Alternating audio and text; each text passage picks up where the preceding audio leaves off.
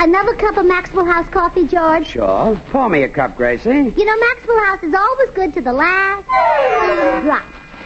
That drop's good, too. Yes, it's Maxwell House Coffee Time, starring George Burns and Gracie Allen.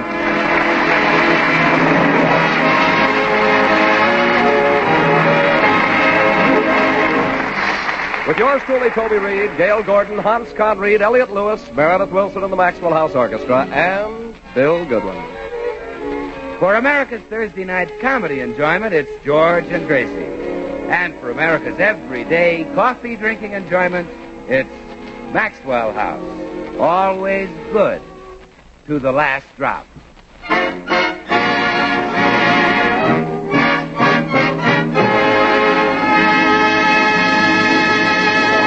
I think we'd be safe in saying that George Burns' life is never dull. Gracie sees to that. As we join them now, we find Gracie telling George about her new interest, spiritualism. What? Spiritualism. Oh, it's wonderful, George. This medium, Swami Abul, goes into a trance, and I talk to people in another world. What a racket. How much does this medium charge you to talk to that other world? Oh, his rates are very reasonable. $1 for the first 3 minutes. And 50 cents for each additional minute. It's certainly worth that to talk to Julius Caesar. You talked to Caesar? Mm-hmm. I had a long talk with him yesterday. And you know something about him? He's very stingy. Caesar is stingy. He wouldn't let me reverse the charges. Probably spending all his money on Cleopatra. Mm-hmm. I talked to her, too. Well, she's a sociable girl. Yes. You know, I was surprised to find she had a Brooklyn accent.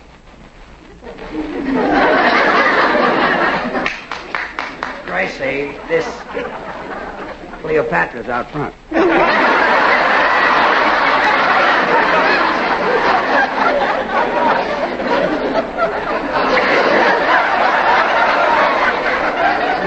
Gracie, this whole thing is a fake.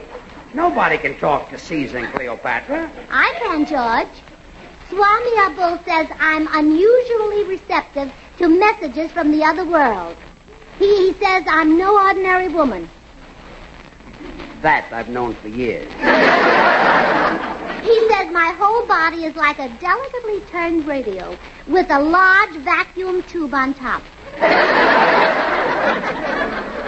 Gracie, this medium is out to get your money. Don't go back to him. But I have a seance scheduled for this morning. The spirits are going to give me some more advice. You say? Oh, that must be Meredith. He's going to the seance with me today. Meredith goes to the spiritualist, too? Mm-hmm. He's another one with a vacuum top. Probably got 2 tops, one for each head. Come in. Hello. Hello, Meredith. Are you ready to contact the other world? Bet I am, Gracie. I brought along my flute today to play for Beethoven.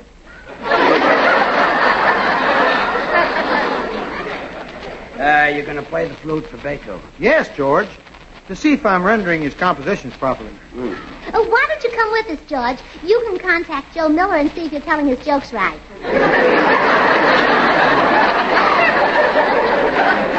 Never mind. Look, Meredith, don't you realize that Beethoven couldn't possibly hear you play the flute? George, upon sober reflection, I am forced to admit that you may be right. Of course Beethoven couldn't hear me. Well, sure. He was completely deaf. Yeah, that's what I meant. Gracie, I'll go to the seance with you tomorrow and take Beethoven a hearing aid. Well, I give up. I'm going to the cigar stall. I'll see you later, beautiful. Very well, George.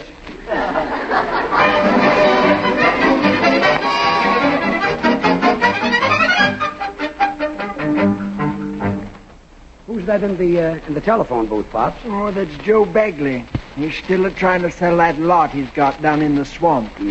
Bagley will never make a go of the real estate business. All he thinks about is playing poker. Yeah. That's why he didn't sell a house to the new preacher, you know. See. Before he handed the Reverend one of his business cards, he shuffled and cut them. That's Bagley, all right. Well, Pops, I still haven't found a sucker who'll buy... George! Old pal! My bosom friend. How would you like to buy a beautiful lot for only $5,000? Go away with that hunk of swamp. $5,000. I'll come down a little. Take it for $800. I wouldn't give you a nickel for that swamp full of mosquitoes. George. Oh, pal, I'm not asking this for myself. I don't mind if I starve to death. Life has been gay and good. I think that'll get me. I've lived. But it's Clara I'm thinking of. Well, of course. Clara and the little one. If I don't raise some money, I may never hold those little ones again. What little one?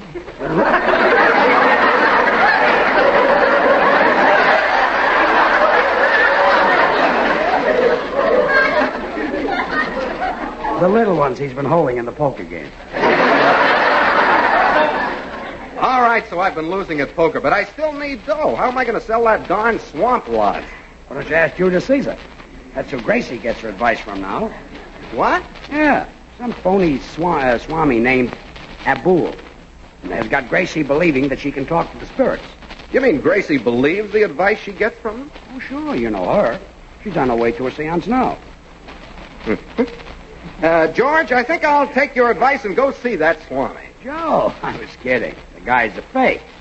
Caesar can't sell that lot for you. He might, George. He might.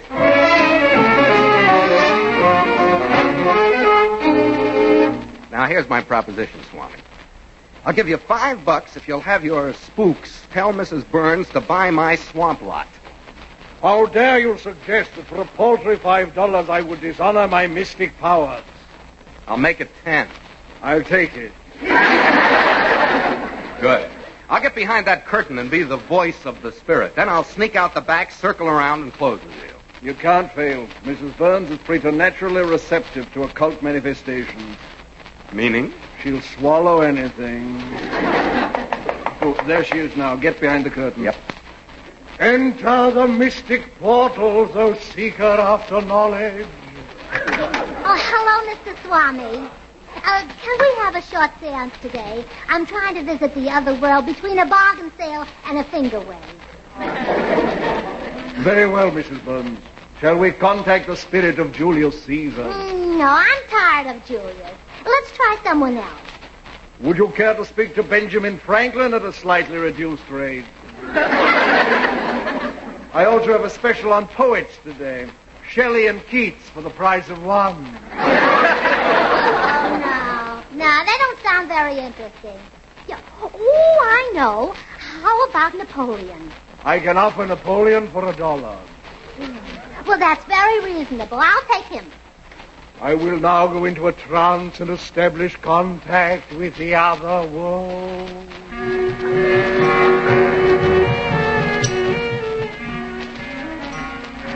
Bonaparte!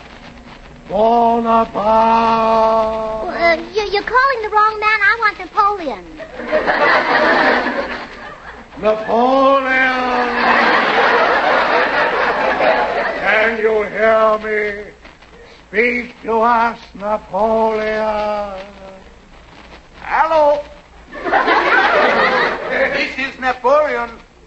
Someone here wishes to speak to me? Yes, I do. Have you got a message for me, Napoleon? Some advice to give? Yes.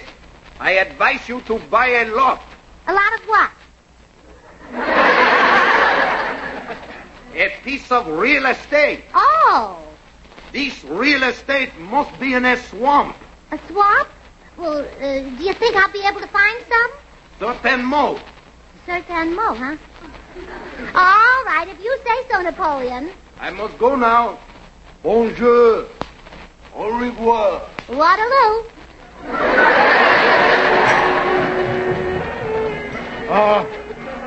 Was the seance a success? Did we contact Napoleon? Yes, and he advised me to buy some real estate in a swamp.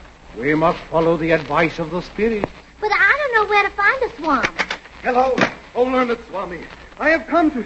Oh, why, Gracie. Why, Joe Bagley, what are you doing here? I am a believer in this great man, Gracie. I sit at his feet and follow where he leads. My goodness, doesn't it wear the seat out of your pants? I mean, I seek guidance from his spirit world. Right now, I want to contact the spirits and see if I should sell a very valuable lot I have in a swamp. Joe, that must be the lot I'm supposed to buy. You? Yes. Napoleon gave your name wrong, though. He said I could get it from a certain mole. He must have meant Joe. Yeah, well, Gracie, I wouldn't want to sell this valuable lot without consulting the spirits. But Napoleon okayed it. He just hung up. Well, all right. Here's the deal. Just sign this promissory note for $800. Oh, thank you, Joe. There. You've made a wise investment, Gracie. You're a brilliant woman. Oh, well, it's just noticeable because I'm so young. Good night, Joe.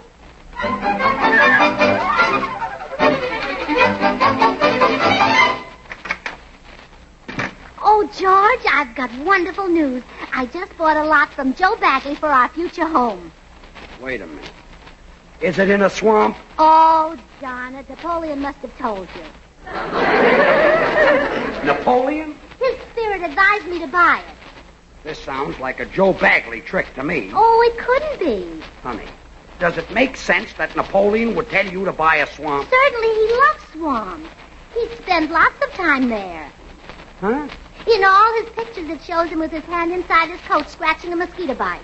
I'm in trouble.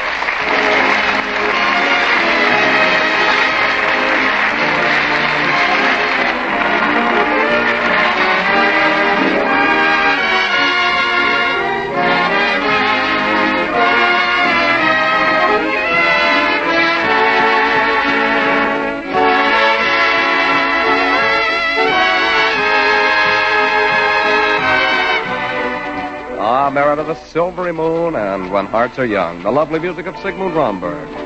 It's just the music for a May evening. Even the Romberg titles, Blossom Time, New Moon, and Maytime itself. Yes, and season after season, those operettas grow in favor. I suppose romance will always be popular. Well, let's hope so, Toby. But Romberg music can stand on its own 2 feet. Like all good composers, he knows fine music must be woven of many parts, each letter perfect in itself. Here's a famous Romberg number. We'll play only the mellow harmony. See if you can recognize the song.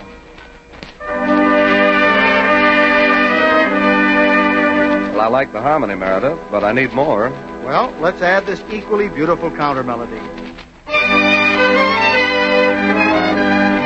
So far, it's very lovely, but something's still missing. Then we'll work in this vigorous rhythm section. And now to round out this lovely song, we'll blend in the melody.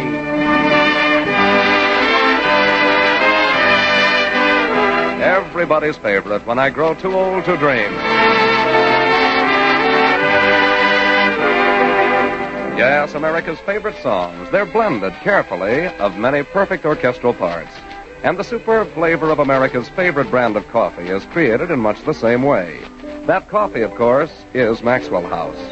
Just one coffee alone could never account for the famous good to the last drop flavor of Maxwell House. No, indeed. From the rich, fertile highlands of Latin America, many premium coffees are chosen by the Maxwell House experts. They select Manizales for mellowness. For richness, they add Medellins.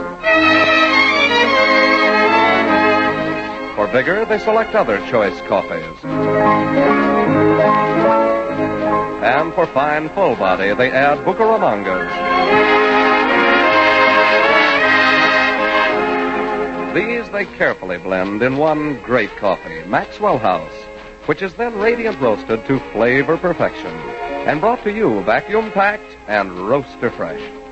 So if you find real enjoyment in good coffee, discover the extra pleasure you get in America's favorite brand.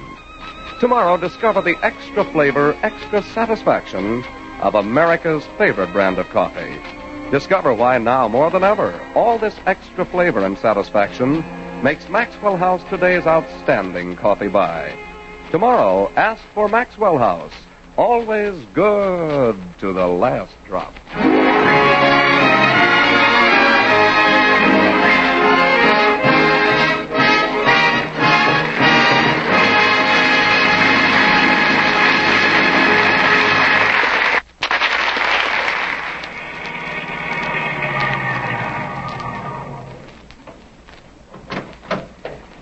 Gracie, I drove you out here so that you could take a look at this lot you bought from Joe Bagley. Yes, our future home.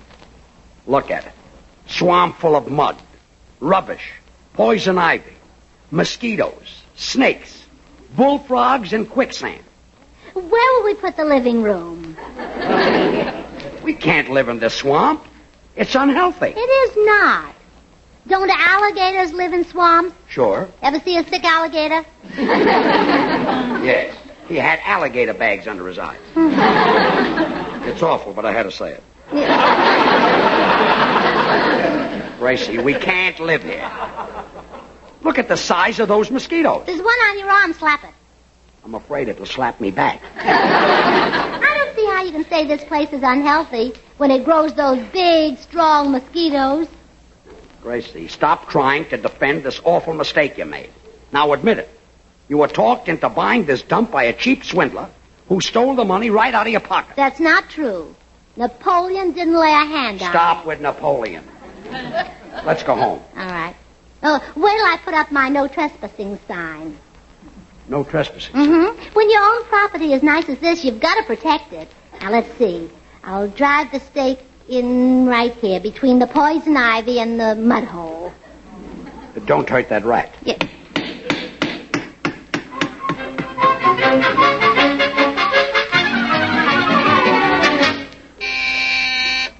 Come in. Howdy, little man. Oh, hello, Tex. Hey, you sound a mite low. Are you distressed? I ain't delighted. What's crowding your craw? Gracie went to a phony medium, and Napoleon advised her to buy a worthless lot. Napoleon wouldn't do that. No Texan would cheat a lady. Napoleon was a Frenchman. A man as famous as him must have been a Texan. Look at your history book. He was defeated at the Battle of Waterloo. He got licked? Yes.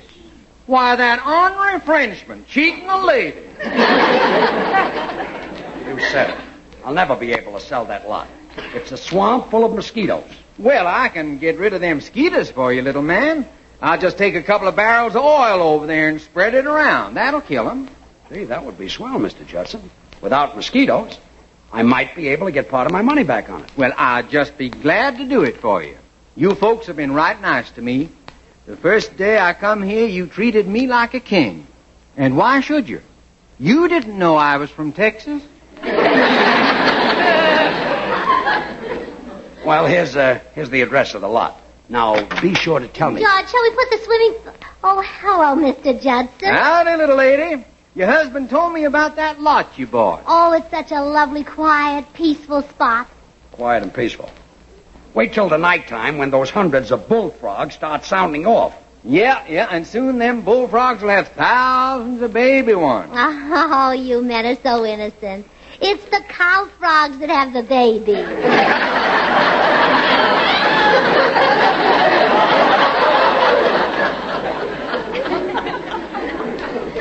It's the cow frogs that have the baby. Oh,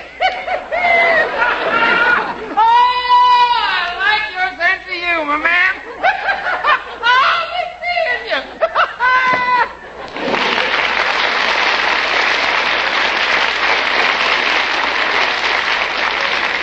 Well, Gracie, thanks to Mr. Judson, I may be able to sell that lot. Give me the deed. Oh, I can't sell that lot. How could I face Napoleon? Gracie, forget that. I don't want people going around saying that my wife and Napoleon talk to each other. Why, George, you're jealous. Give me the deed to the lot. No, I can't, dear. Not unless the medium contacts the spirits and they okay it. Gracie, the medium is a fake. A complete phony. If he was a phony, would great people like Caesar and Napoleon have anything to do with him? I'll see you later. Well, what brings you over, George? Oh, Gracie's in the clutches of a phony medium, Bill. Yeah? She thinks she's been talking to Napoleon. Hey, one of those guys offered to put me in touch with Helen of Troy. Bill, don't tell me that you're trying to talk to Helen of Troy. Oh, no, she's trying to get in touch with me. Stop kidding. I'm out $800 because Napoleon told Gracie to buy a swamp. And now she won't sell it without his okay. Well, that's easy, George. Let's get his okay. Yeah, but how? Well, we'll stage a fake seance here in my apartment, and I'll be the voice of Napoleon. Hey, it might work at that. Who'll we get for the medium? Well, yeah, that's a problem. Got to well, have we a medium. yeah, we might. Excuse it, please. Is anybody using this telephone booth?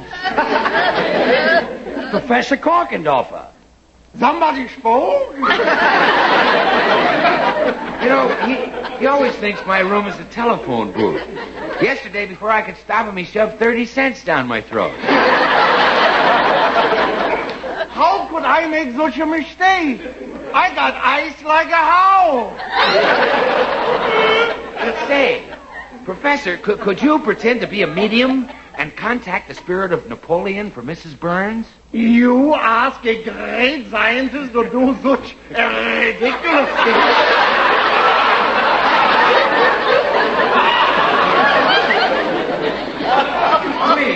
Please help me, Professor. My wife has got me into an awful mess. Oh, then I do it. I know what trouble a wife can cause. Oh, you got a wife? Well, I had one, but I lost her. Oh. Gee, that's a shame, Professor. How'd it happen? We was walking down the street and I lost her.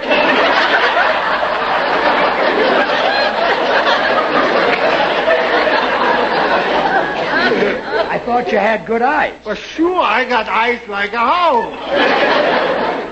Then why couldn't you find your wife? Who looked?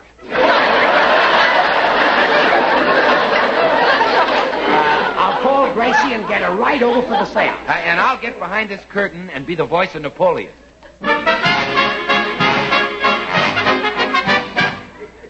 Well, Professor Korkendorfer, so you're a spiritualist medium. Yeah. I guess there is something in that stuff after all, Gracie. Are you ready for the seance? Oh, yes, I can't wait to speak to Napoleon again. I contact him right away. Napoleon, here is Professor Korkendorfer calling. Speak to us. Hello? Somebody spoke?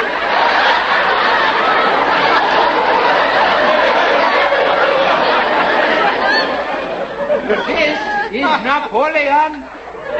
I have the message for Gracie Allen. Sells the lot. That is all. Over.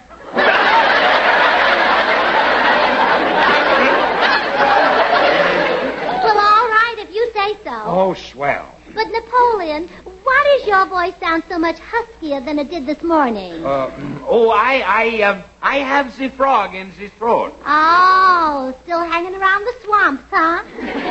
No, I have the hoarseness. Oh, well, do what I always do. Drink a cup of hot coffee. Oh, oui. I drink the Maxwell House coffee. Too sweet. Well, don't put so much sugar in it. Let's go, Gracie. In fact, Napoleon, I like Maxwell House coffee without cream or sugar. That way you get the full flavor. Oh, oui, and what a flavor. Oh, yes. Très bon, très magnifique, très marvelous, très terrifique. Let's face it tastes like $1 million. Let's go, Gracie. Napoleon is tired. You know, Mr. Napoleon, you're an awful lot like Bill Goodwin. Well, that is why Josephine loves me. And I love Josephine because she makes for me the fine, rich, mellow Maxwell House coffee. Good to the last drop. The lot, Gracie. Let's go sell it quick. You Okay, see, well, if we wait sell a it minute. now, we won't... Mr. Napoleon, for a spirit, you certainly know a lot about Maxwell House coffee. Well, but of course. Maxwell House is out of the world, and so am I. The rich fragrance of the superb Maxwell House blend is so appetizing. The delightful aroma creeps up from the steaming cup. Stop. It sounds so good, I gotta have some. We'll come out from behind the curtain and make me some delicious Maxwell House coffee. Okay, Professor, I want some too. Uh-huh. I thought so. You three cooked this up to get my valuable lot away from me. Well, it won't work. I'm going to the lot right now and decide where to put the living room. But, Gracie, this... Shame on you for trying to trick me. I knew men were deceitful, but I'm surprised at you, George. Goodbye. Professor, you gave it away. Yeah, Professor, you lost your head. Don't worry. If I lost it, I find it. I got eyes like a house.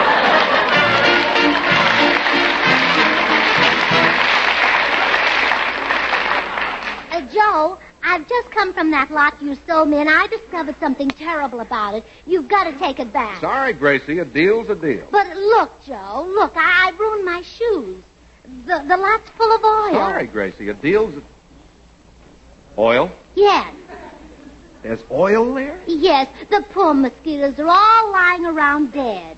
And if it'll kill those nice, healthy mosquitoes, think what it'll do to George. Are you sure there's oil there? Well, there wasn't this morning when I drove that stake in the ground, but when I went back just now, it was covered with it. You drove a stake in the ground, and now there's oil? Yes, and I can't have that in my yard. Even if it didn't kill George, he'd come in the house oiled every night. Gracie, I'll take the lot back. I place honor above money. Here's your note. Give me back the deed. Oh, you're good, Joe, good. Oh, but I hate to think of you being stuck with that old swamp full of oil. What'll you do with it? Oh, I'll try to sell it to some rich man who doesn't care about money. Somebody like Rockefeller. Oh, good luck, Joe. You deserve it.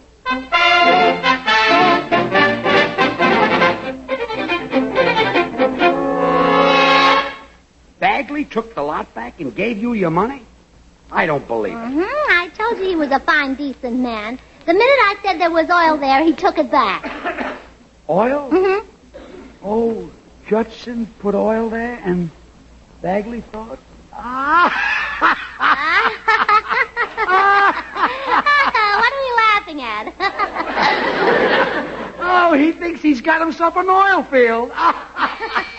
Come in. Howdy, little folks. Hello, Mr. Judson. Mr. Judson, old pal, I want to thank you again for that wonderful idea of spreading oil on my lot. Well, you're welcome. I got the oil on my truck now. Come on, we'll go over to the lot and spread it.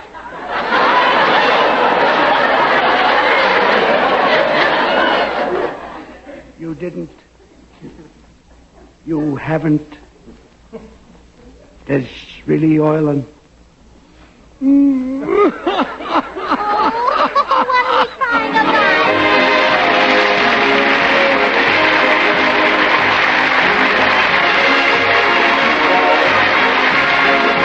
Join us again next Thursday when we'll all be back. George Burns, Gracie Allen, Bill Goodwin, Meredith Wilson, and the Maxwell House Orchestra. And yours truly, Toby Reed. We're a little late. Good night, everybody. Good things. The easy way. Do you like good things the easy way? Then get instant Maxwell House coffee. So good. So good. True coffee flavor and fragrance because instant Maxwell House is not a so-called coffee product. It's all pure Maxwell House coffee in instant form. And so easy. So easy. Instant Maxwell House means great coffee instantly in your cup. No fuss, no muss, no bother. Today, try Instant Maxwell House. Instantly good to the last drop. Until next Thursday, good night and good luck from the makers of Maxwell House Coffee. The George Burns and Gracie Allen Show is written by Keith Fowler and Paul Hemming. And now stay tuned in for Noah Webster Says, which follows immediately over most of these stations.